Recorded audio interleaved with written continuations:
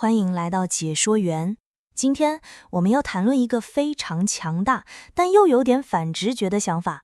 为什么设定远大的10倍成长目标，反而会比设定微小的渐进式的成长目标来得更容易呢？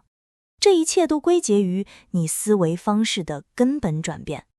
我知道，这听起来完全是本末倒置，对吧？我的意思是，如果10倍成长这么容易，那每个人都会这么做了，对吧？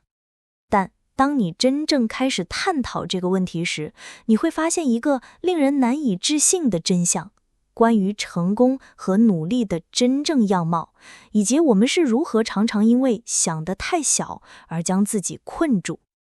是这样子的，2倍成长的心态，它会欺骗你，它会让你认为好吧，我只需要加倍努力，但那是一张通往倦怠和更复杂问题的单程票，它只会让你困在原地，在同一个圈子里打转。但10倍成长的心态，并不是要你工作10倍努力，完全不是，而是要你彻底改变游戏规则。它迫使你找到一种全新的做事方式。这让人惊讶的是，这往往会让整个过程变得更简单，压力也更小。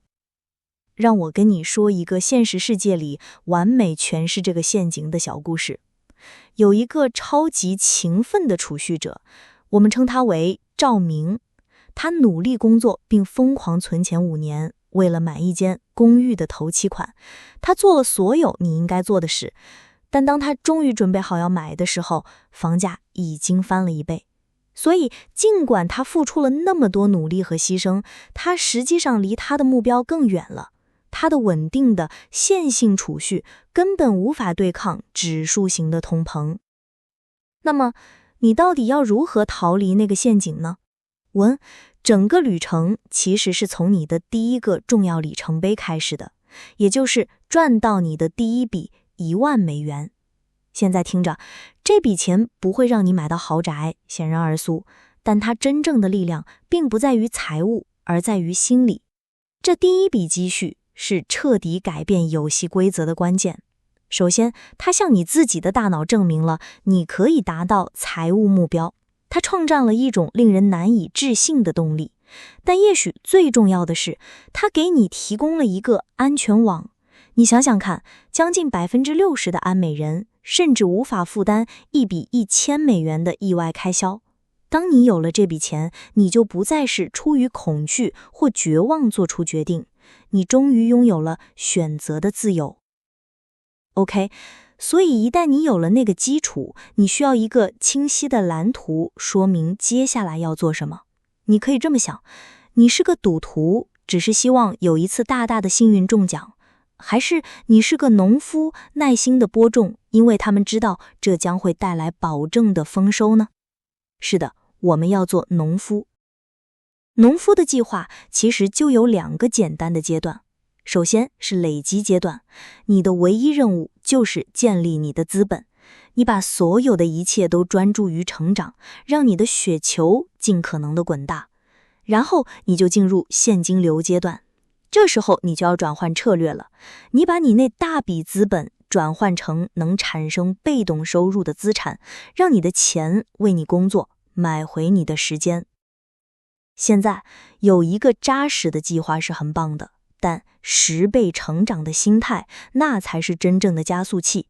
这就是为火加油的东西，这就是让整个旅程不仅更快，而且说实话更有意义的东西。驱动所有这些10倍思维的引擎就是80-20法则，你可能听说过，对吧？它的概念是，你大约80%的成果会来自于你20%的行动。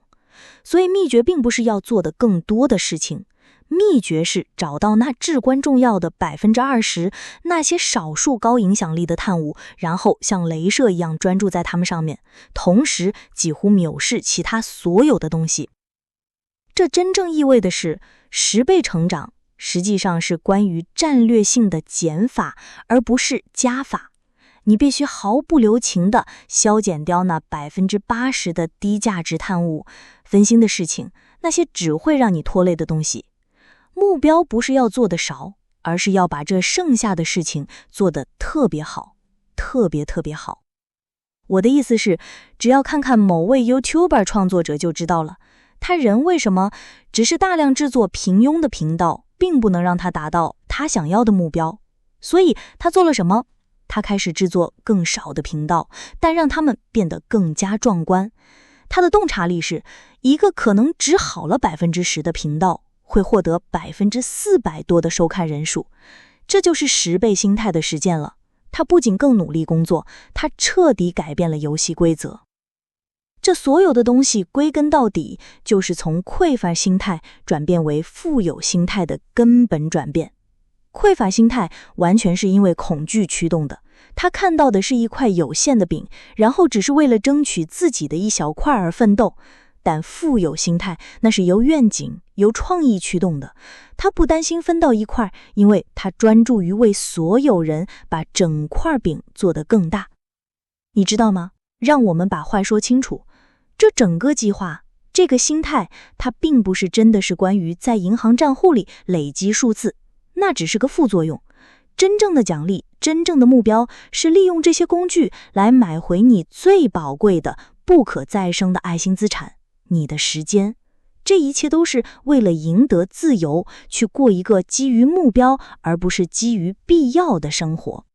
所以结论是，通往指数性成长的之路并不是什么疯狂不可能的幻想，它往往更简单，更直接于大多数人走的缓慢痛苦的道路。蓝图是清晰的，心态是明确的，所以真正的旅程现在就开始了。唯一剩下的问题是，你还没有行动这个问题。